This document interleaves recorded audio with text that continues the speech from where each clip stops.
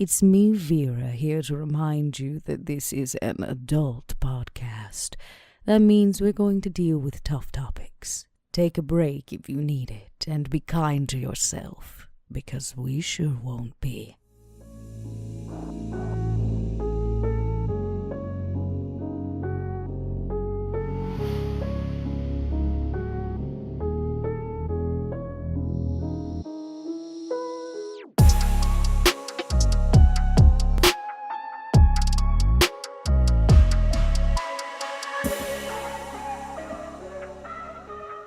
Hello, everybody, and welcome back to Stitch of Fate, a Vampire the Masquerade 5th edition podcast. As always, I am your storyteller, Mike Martin, joined by my three players today, Josh, Mark, and Dot. We are sans Bub today.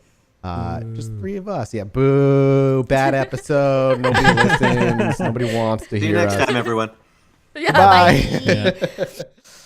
bye. Don't worry, it's just for one episode. We will have our precious Duke Preman back soon enough. But you know, Duke gets up to things, and he's a busy body. He's off lurking in a corner somewhere. Yeah, he's off contemplating how fulfilled he feels as a kindred somewhere while he watches the mortals scurry around like rats.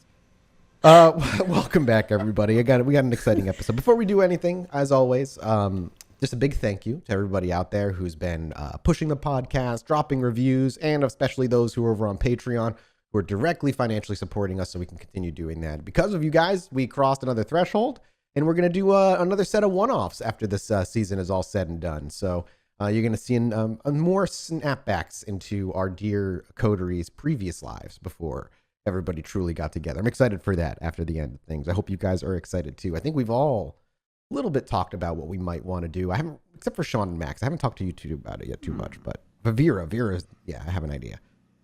Either way. I think that's it for pre-roll stuff here. So I'm ready to just dive in if everybody else is ready. Oh, I'm ready. Let's do it. All right, cool. Let's set the scene, rein it in, and see what our coterie is up to.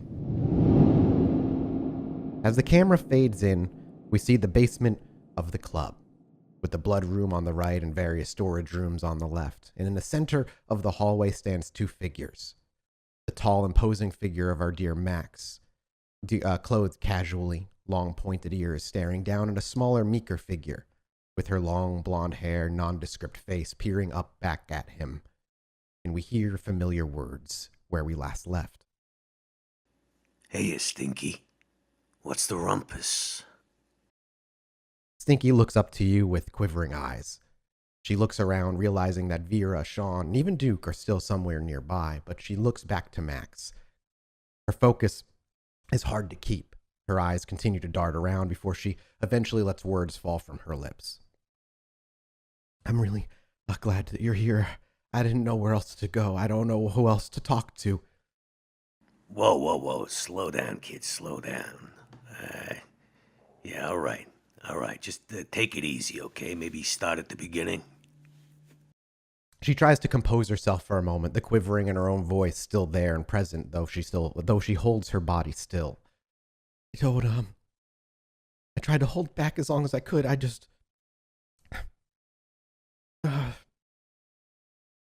haven't fed in a long time, and I don't know what to do. Okay. Don't worry. Why don't you come with me? Over here. This is my place. Listen. How's congealed blood sound to you? Is that something you're going to be able to eat? She ponders it for a mere moment before you see her shake her head. Okay. I can't. Max, What do you need? When you talked to me not too long ago, your words, I couldn't get them out of my head. Right. Can I trust you? Okay. Stinky, You're the only one who knows him like I do. Stinky, look at me. You can trust me, all right? Now just tell me what you need to get you set right. She nods her head kind of with vigor before she looks to the ground before taking a beat or two and looking back up to you. I don't know why, but I can only feed on our kind. I can only feed on us. Well, Yeah, I get you. Luckily, I happen to know one of us. It's me. So sit down. Yeah. She seems kind of taken aback by how, without a moment of hesitation, you seem okay with it. And as you kind of tell her to sit down, she truly kind of looks confused for a minute, as though expecting pushback before she awkwardly sits down. Now, here's the thing, Stinky. You drink my blood, you're gonna be bound to me, right?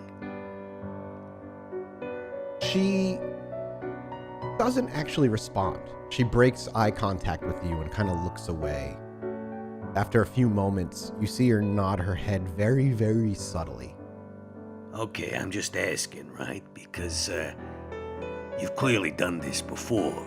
If it's how you gotta feed, well, you telling me that the only person you've been drinking from is Gustav? Another moment of hesitation, a scuffling of her feet against the concrete floor, before another awkward nod of the head. Right. Well, I don't exactly know how this is gonna work then, but look, if that's what you need, I'm willing to give. Max opens his wrist with one of his claws. Here you go. You want this in a cup or something, or? There is, as the blood is drawn, I have to make a roll. Real quick. You see for a moment her eyes dilate as the blood pools forth from your wrist, oozing thickly down the side before, not dripping onto the floor. Max, I imagine, would catch it beforehand. Mm-hmm. But He Max, actually can I get a does. He actually does catch it. It's looks like an old Happy Meal cup, and that's what he's catching it in. As you're catching, you can actually hear the thick dripping into this this empty cup. You, Max, can I get a wits insight from you real quick? Sure. I want to see if Max catches it. I imagine, by the way, Vera and Shaun are allowing not necessarily privacy. You're just not in the immediate area hovering over them. Would Shaun have left this? Would he have hung around to see how this went? Because Shaun, as a reminder, has a box of cigars that were jostled just under his arm before Stinky made her way into the back door. I think he's gone to grab a quick snack before he goes out. Okay, you head upstairs to your gathering of friends, shall we call them? Yeah. Let's call them that. Yes, might as well. Max, you just see her look, as you draw that blood forward, you just catch her look over very quickly, but the camera in the audience watches as her eyes dilate.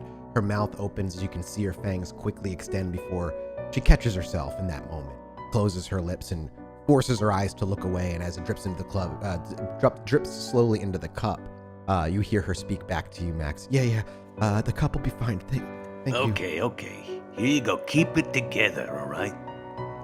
She You're almost takes the there. cup from you. She takes a cup from you with both hands wrapped around them. They're small compared to the rest of you. She's a rather small in stature person. And she takes the cup with both hands and tilts it to her lips, and she just starts to drink it as quickly as she can. You can hear each kind of eager gulp as each thick drop falls into her tongue, and she swallows it. Okay. All right, how you doing? You feeling a little steadier on your pins there? How much did you give her? I'd give her 1 dot, 2 dots. I'd basically give her 1 dot. He then goes to the fridge, and he's now slurping on one of his juice boxes. Okay, so you basically take a dot, and then you give her a dot, and then drink your own self of a dot down. And there's she kind of, as you ask that question, you hear her kind of just coughing a little bit. She straightens herself up and takes a deep breath reflexively before scooting herself toward you to face you. Thanks. Better. It's better. Thank you. Yeah. Well, don't worry. We're not done yet. And Max basically takes the cup again. back from her, does the same Sure. thing, Okay. and then hands it to her, immediately goes to the fridge. Eagerly, almost as eagerly as the first time, she takes down this second cup as well. Okay. So, now you got your head on straight? She hands the cup back, this time with noticeable less, we'll call it paranoia, perhaps, in her face, anxiety, and she nods. Thank you again. I didn't know where else to go. And as she sits up and looks at you, you watch as her visage of this plain girl ripples away entirely. In its place, as described that one time at Elysium, a familial, shall we call it, looking face looks up back at you. But the thing that separates Stinky from you is this putrid odor that eeps off of her. All right. Oh, question. When Stinky is using her mask of many her masking ability, is the smell masked as well? Okay. Yeah, the smell is masked as well. Or it's muted, should I say. It's muted. It's less intense. If you get close enough to her, as was noted, I believe, in the art show in season 1, you get a little bit of a smell from her, but once it comes off, it is much more Max pungent. doesn't really flinch or anything at the smell. He just sort of like nods and says, "Okay, there you are. Now, if you need some more, just let me know. I mean, I got a fully stocked fridge right now." Thanks. What do I owe you? Look, Stinky, I don't go in for none of them boons and whatnot, all right? Let's just say I did you a favor. And you're not going to ask for a favor back? I'm not going to ask for one.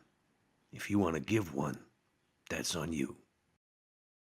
She breaks eye contact with you and again looks to the floor. She shuffles her feet uncomfortably, and you watch as she folds her fingers together.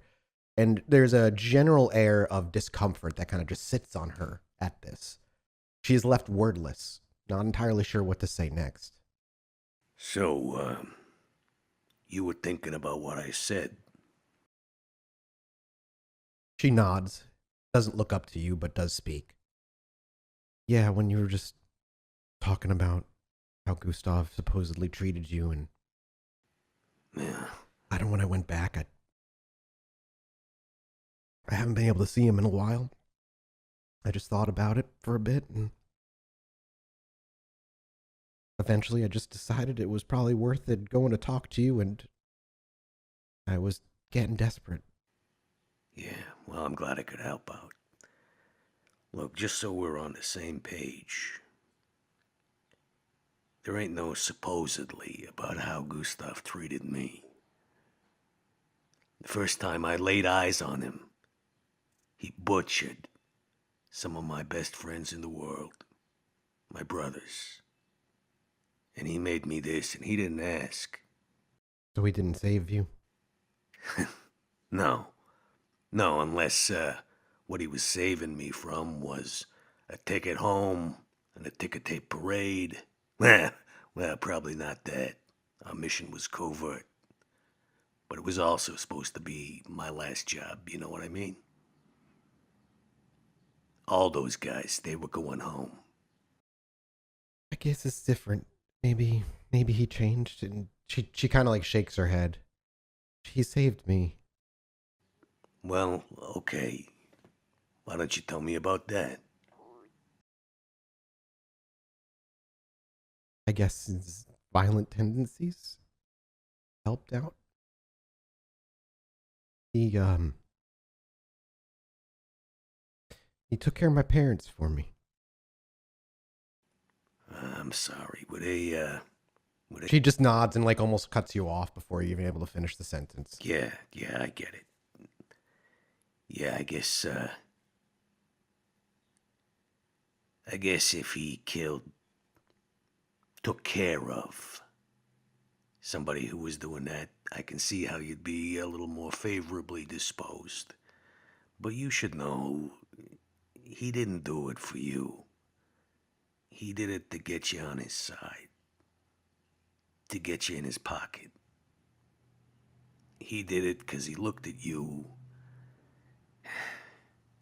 and he saw somebody that he could use. That's what he saw when he saw me. Waking up after all that time, so hungry. And he slaked that thirst of his, yeah. He went through my whole unit. And then he realized, well, he's been asleep a long time. He doesn't even know where he is, really. Maybe he needs somebody who's got the lay of the land. And, joke's on him. Not like I was a native. But I got us back, and I got us to New York. And I filled him in on how the world worked. And he kept me around and under his thumb for as long as he could. But one day, I don't know. One day, the bond just stopped working. I don't know. One day, I was free. And the moment I was, I took my shot. Now, you only been with him a little while, from what I'm guessing. She nods. 2 years. 2 years. Yeah, I'm sure even he could pretend to be a nice guy for a couple of years. I mean, that's nothing to him. But he will turn, Stinky. And what do I do when he does? The best bet is to be gone before that happens. Where do I go? Look, I could have a word with Vera. See if you can stay here. He'll come looking, you know. Yeah. When Yeah. I'm not there, when he gets up. Well, the last time he came looking, he left without some very important parts of his anatomy. Something tells me he's still smarting from that. Probably not gonna be walking around too much, if you know what I mean. And look, maybe here isn't permanent. Probably not a smart idea, I'll give you that. But for now. And then maybe we can talk about you getting out of town, or... Can I ask you something? What? That night. What happened that night? He told me he was gonna go make things right with you, and he came back almost dead. Yeah. Look, kid, there's a lot of stuff that it'd probably be dangerous for you to know about, but I'll put it this way. Gustav was up to some underhanded, nefarious shit. The kind that gets you, well, not exactly on the good side of the local authorities, right? I'm not talking the human authorities, I'm talking about the actual authorities. So, let's just say, he wasn't trying to make things right. He was trying to make things right for him. And that's what he always does.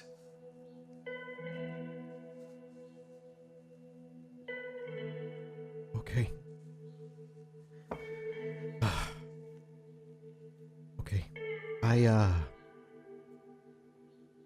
don't know what to do, Max. Should I just stay here for now? I have a place I can sleep, but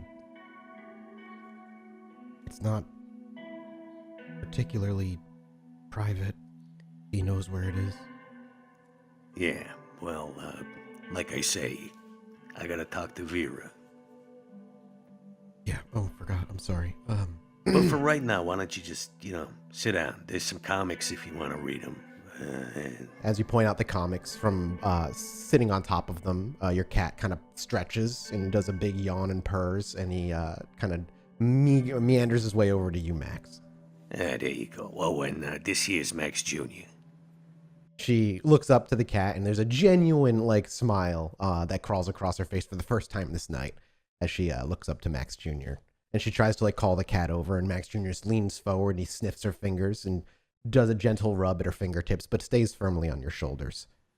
Okay, yeah, he's a little standoffish, He's very cute. Yeah, don't let him hear you say that. She giggles again. Yeah, and also, maybe, if you try to pet him and he doesn't seem like he's into it, don't press the issue, because he could take the side of your face off. She raises an eyebrow before she just kind of awkwardly nods. Yeah, no, that bit wasn't a joke. I just want to make that clear. That's not part of my usual sarcastic, good-natured ribbing. That could happen. So please be careful. That's horrifying, actually. Yeah, well, And on the L where, that's where Max probably steps out of the room and starts making his way over to Vera, who I imagine is saying her parting words to Shaun, as Shaun is probably at the base of the stairs with the cigars under his arm. If nothing else, she's watching him leave. Yeah, and as Max, as you round the corner to the hallway, you see Shaun give a quick wave, turn his back, and he starts jaunting his way up the stairs. Every jaunt Vera can hear the cigars jostle every time. Vera just says out loud, knowing Max is there. Do you think he'll make it there with them intact? I think the odds are 50-50, but we'll see. Listen, Vera, we got a problem. This seems to be the constant word. Yeah, well, our line of work, you run into a lot of problems. Here's one. I got Stinky in my room. She's reading a comic book right now, but, Is she all right? Is she well? yeah, she was a little hungry when she got here, but I think she's all right now. The thing is, she kind of needs a place to stay. Oh, Max, of course she can stay here. Thanks, Vera. I appreciate that. I dare Gustav to come looking for her. Well, yeah. Don't say that too loud, but I get you.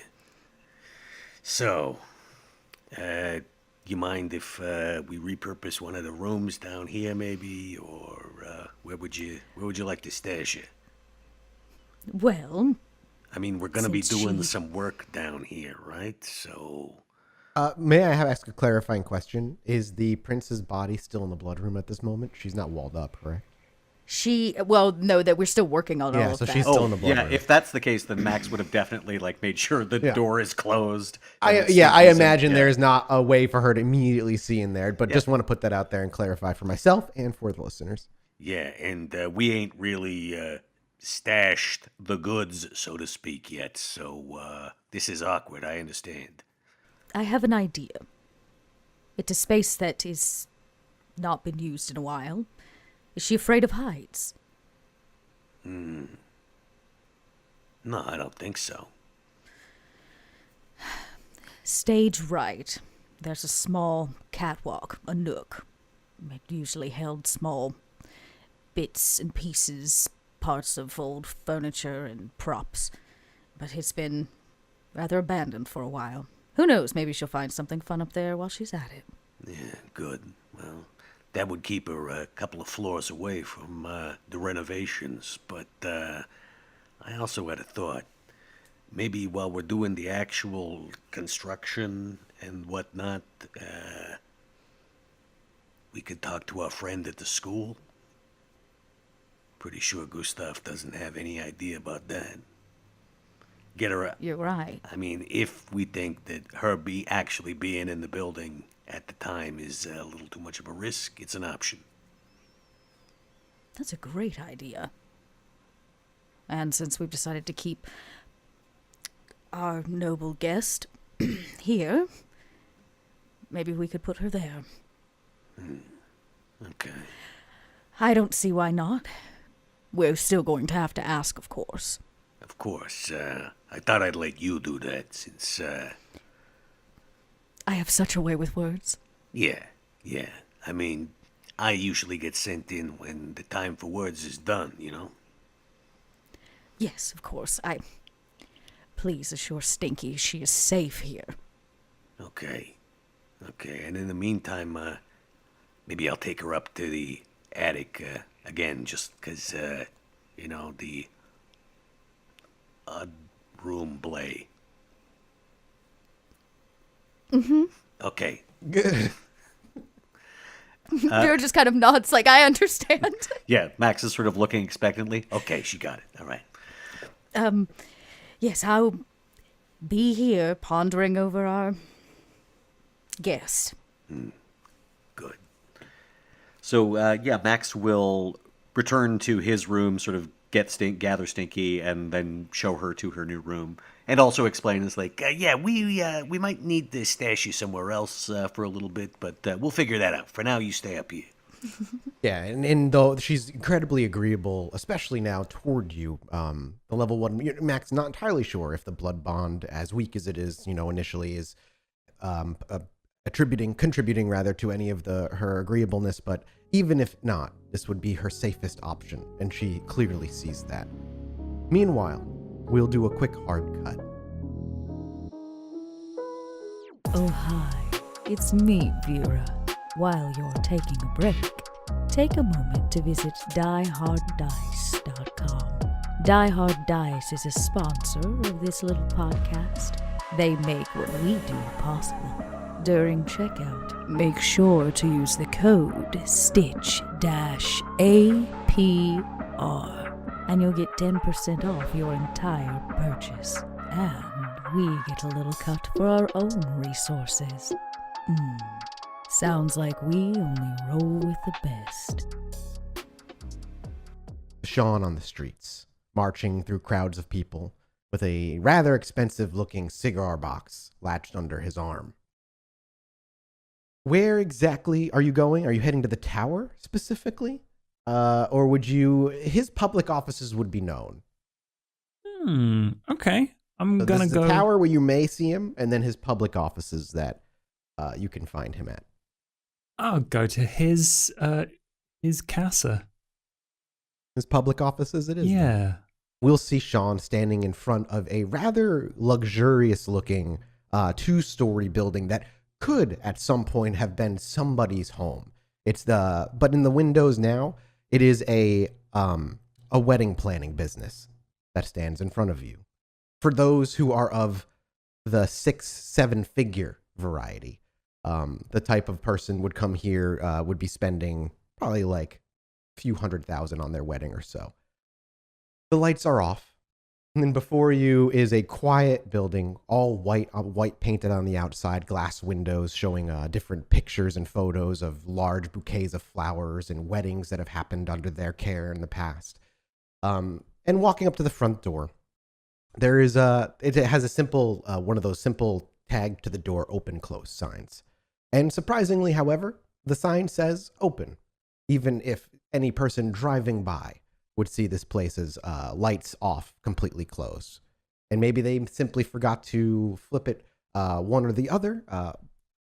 But to those of the kindred persuasion and those who know Arturo, this simply means he's in the building this evening. Yeah, Shaun's gonna open the door. As the door swings, you creak the door open, pull it out. There's a gentle bell that dings like any guest who might be walking in. And as Shaun steps in and the door shuts behind him, the outside roads can become completely muted. Not even a muffled sound of the cars can be heard past those doors as you look behind you and see the outside city life still quite alive. As you kind of step through the hardwood floors and your shoes on the hardwood floors echo gently. And you look around and it's rather empty in here. There's a large table with a couple of couches around it and a chair with a big black binders sat on top of them. One that says photos and another that is entirely untitled. Across the walls, you have what are presumably the types of bouquets that you could buy for any particular wedding on display. Photos of them at other weddings as examples, and then there's a small, we call it like a refrigerator or wherever, where you keep actual flowers in there. And then there's an actual just like receiving table, but there's nobody here immediately as you step in. You're left alone for a few seconds. What would Shaun do immediately as he stepped in, saw all of this, and realized there's nobody around? Shaun's gonna start by going, excuse me, anyone? I am here to plan a wedding. And then if he has to wait, he's just going to wander around and fiddle with things. I imagine we see Shaun walk over to the table and flip open the books, and you see just more photos of more weddings throughout the many, many years. You actually, as you flip through, there's photos that are well over 1 or even close to maybe even 2 decades old. They clearly have been around. This business has clearly been around for a while. The name of the boutique, however, Bellame Bridal. Belleame. Shaun flips open a book. You see him kind of looking at through some pictures, realizing how long the place has been around. You walk over to the flowers and the fridge. As you try to tug it open, you realize it's locked and there's no way to he's pop it mostly unless you try disappointed it. about that. Yeah, you're just a little disappointed about it. Eventually, though, you actually hear footsteps coming down what sounds like stairs somewhere in the back room. Again, this is a 2-story building. And the more Shaun listens, the more you hear what sounds like either dress shoes or high heels. You're not entirely sure from the immediate clicking.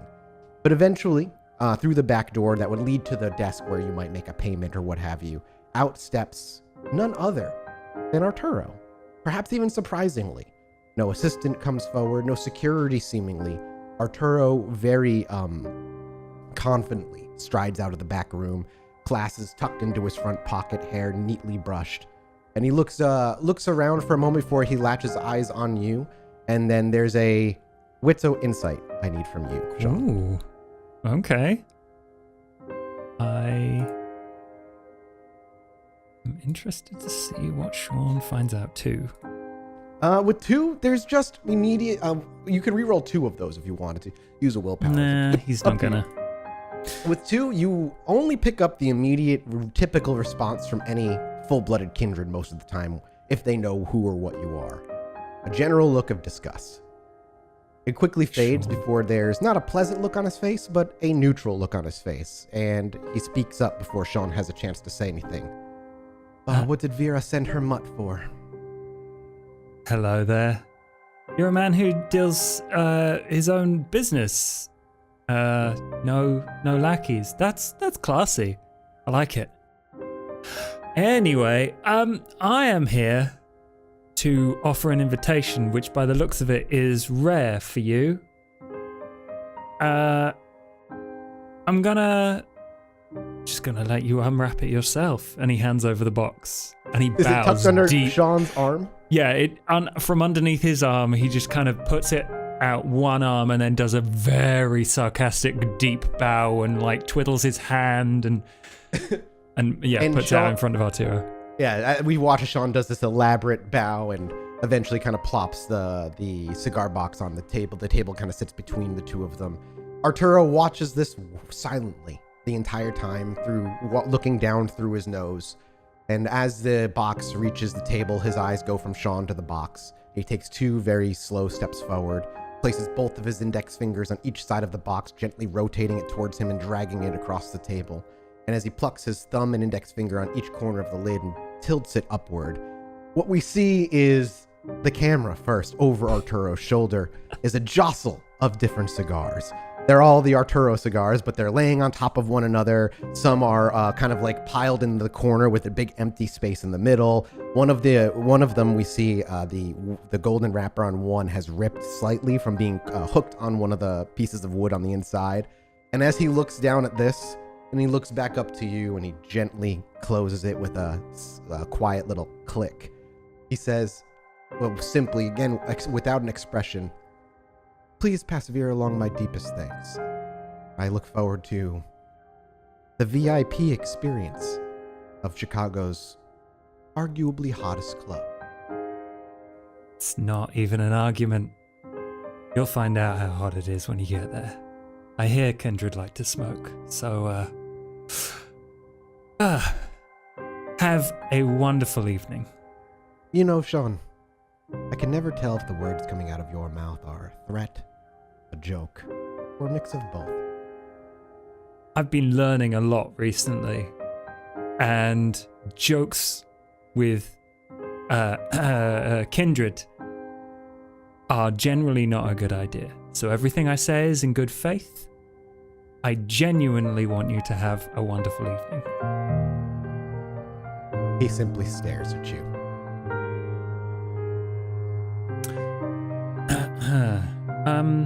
He gets out his phone, checks it, puts it back.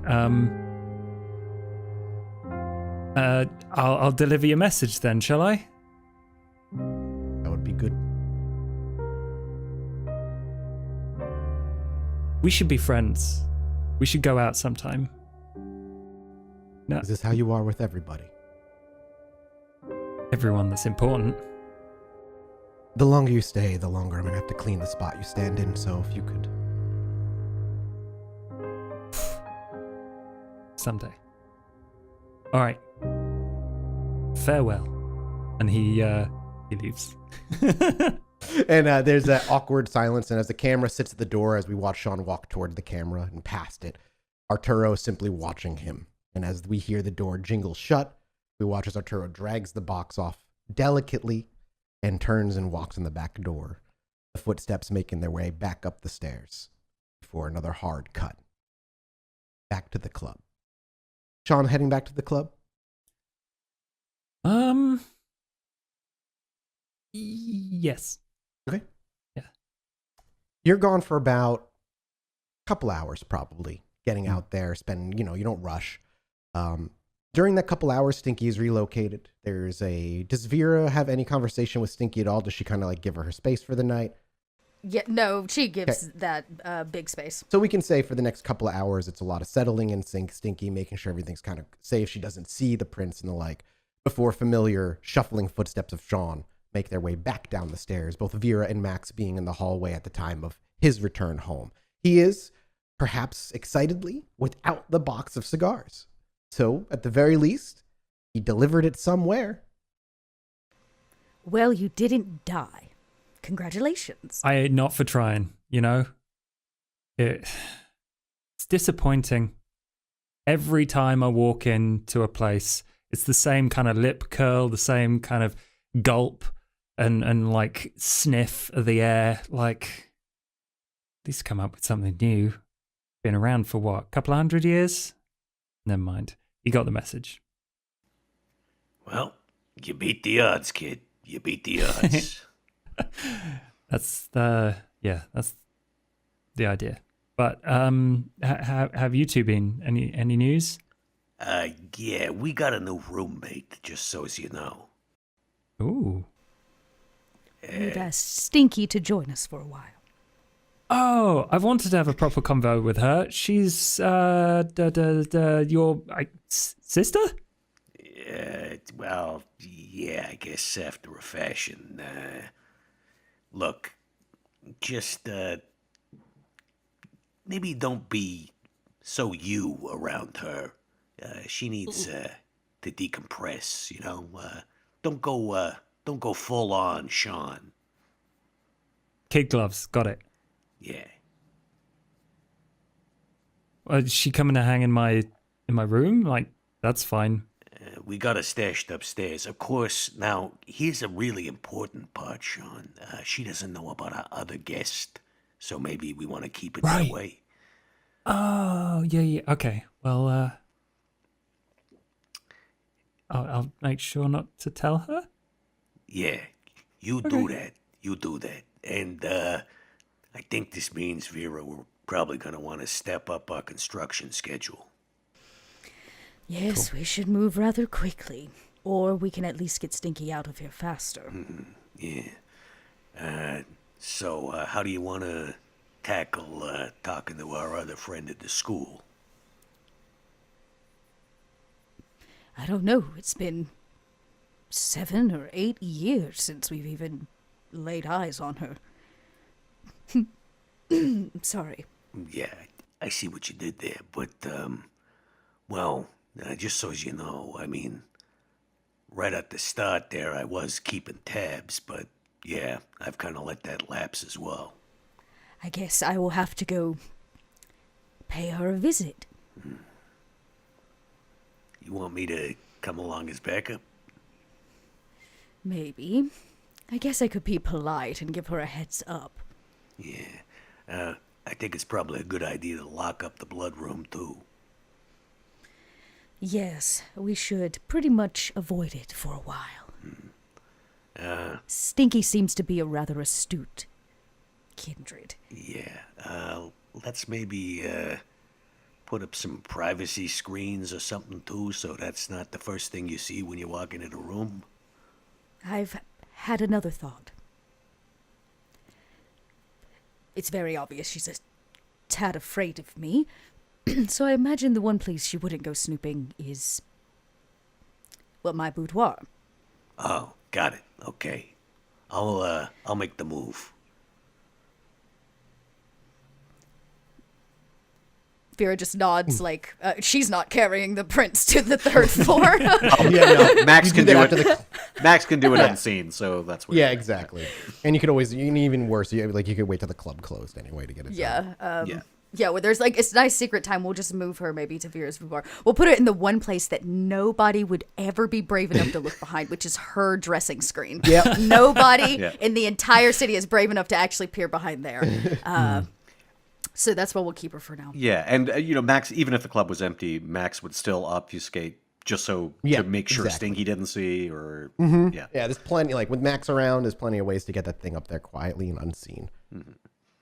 As the three of you linger, however, there is a particular question and conversation that Shaun had mentioned not too long ago that has been lingering in Vera's mind now for a few nights. And as the conversation about Arturo and Stinky come to a close, that does still kind of sit at the surface of Vera's thoughts. Shaun, for your daft effort to deliver the unnecessary invitation, I promised you I'd answer something. I've already forgotten why I asked. Just listen for a minute. In your little drug den upstairs, tell me you've got a brick of something in a powdered form. Yeah. Okay. Be a doll and go get it. Okay. He scampers Shaun. upstairs. Yeah, as he scampers his way up the stairs, grabs himself part of his stash. Yep. While he's gone, Vera goes to... No, she probably tells John. She's like, John. Yes, as he shuffles out of a room nearby. She goes, walk to the bar and grab me a thing of salt, please. Of course, my lady. And he shuffles his way up the stairs. He'll be gone for a while. It's going to take some time. Yeah, he'll come back when it's time. Every stair is make like my both point. feet go each on each one. All the way up the stairs. Eventually, though, Shaun being quick, he's gone for like 4 minutes. He's up and he's down. He's got a brick in his hand when he returns. And I imagine on the slab, the empty slab now where the prince's body lay, this is what Vera chooses to like do this on. She takes over the brick and she sets it down. She uses her fingernail to just kind of slice it open so some of the powder can just pour out in a mass. Yeah, and it does. It puffs out and the powder falls forward. And she says, I know you didn't have a lot of time with Larson before he asked you to stay with us. Give me a memory roll when she brings up time before Larson. I'm sorry, this is a random thing, Shaun, but okay. Your time before Larson. Those nights leading up to when you met Larson and the night itself are such a fucking blur. Yeah, Shaun starts to phase out a little bit, like eyes glaze over. Shaun. Yeah. As I was saying, I don't know how much he told you about your second life. He found almost you. Nothing. Yeah, he found you. Remember your memory is he found you as an orphan. So as far as you know, you were told nothing until after your embrace. Picked me up, told me I had teeth. Didn't get me. I asked for water, I think. He didn't get me any. And then straight off to the camera. I'm sorry. We have done you a disservice in not better explaining ourselves. It happens. Vera takes a very long fingernail and she points to this mound of flour, or drug. And she says, this is a pure kindred, untainted. The beginning of a line, a clan. That clan makes more of itself. She takes her fingernail and rakes it down the concrete, splitting it in half. She pushes one half to the side. Hopefully by now John is back with the salt. Here you are, my lady. She sprinkles in the other half salt.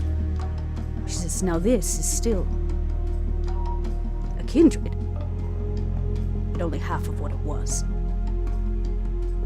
She splits it again and rakes it to the side and adds more salt. At what point, along every split, she keeps raking that fingernail and splitting it down and adding more salt and less drug every time. Is it no longer a kindred?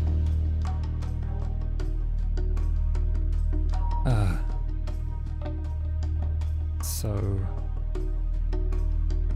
It doesn't matter how to make one of us if you don't understand the responsibility of what it does to our bloodline. so I'm just the Raggedy Ends, am I? That's not what I'm saying.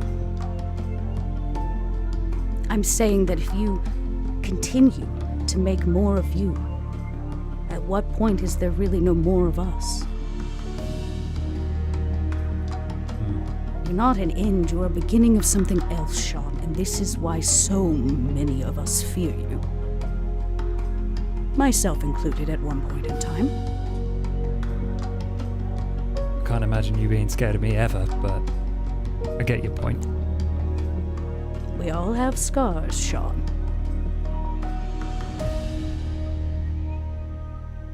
So do you even think I'm a vampire? Of course I do, or you would not be standing here. This is a conversation my sire failed to have with me. One that I watched many kindred learn the hard way. Consider it a favor. If Larson is truly your sire, he is an irresponsible one. Yeah. You're right. In so many things, obviously. But, thank you. I think I get it.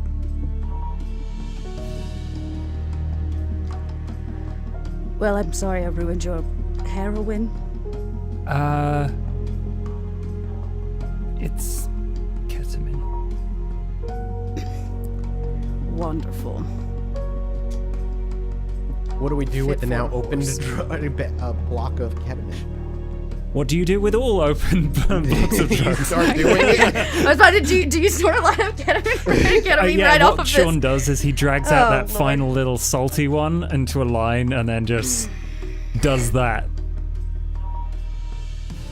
Dude, how does Vera react when she just does the line of ketamine in front of you? Well, maybe you get the point, maybe you don't. But if you're not careful, you will be the death of yourself, Shaun. Do you wish to explain to Shaun how they're made, or does Vera leave that out? He has to ask. Okay, She gotcha. said her piece, right? So For if he sure. wants more, he has to ask for it. He literally remembers nothing, so he's like, I hate to ask about the birds and the bees, but I don't remember anything. So, Shaun, you cook up things in this place all the time. You have to understand something. How would you make a kindred if you know that everything that we are is tied to the blood, to Vitae? What do you do? well, I've fed people blood. I've fed on people's But they blood. weren't what, Shaun?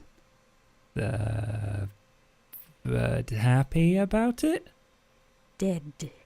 They were not drained by you first. Holy shit, that's it. I died? Yes, Shaun, welcome to your second life. He checks his own pulse. Yeah, Vera leans in close and she goes, Larson fucking killed you. Fed you his blood. And you came back. That's fucking disgusting. Do I even need more reasons to hate him? Like, Jesus Christ. Well, I'm glad I could put the cherry on top of the ice cream. That reminds me. I've got something important to tell everyone.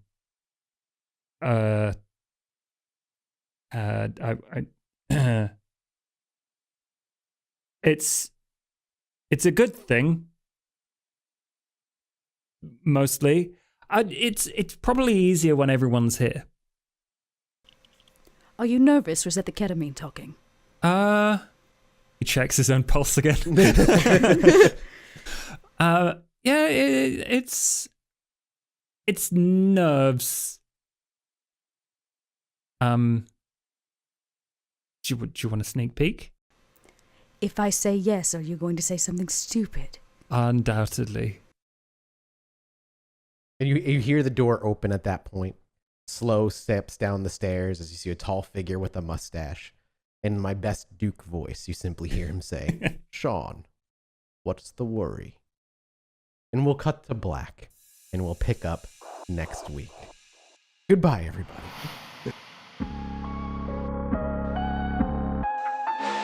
Hey, it's Shaun. Now, I'm sure you've heard Vera say no phones, but if we're going to break 1 billion followers, then I'm going to need you to do me a little favour. If you could hop onto Twitter and follow us at Pod by Night, that would be mint, and a 5-star review on iTunes ain't going to hurt either. And maybe I'll share some of them spicy DMs with you. Cheers, mate.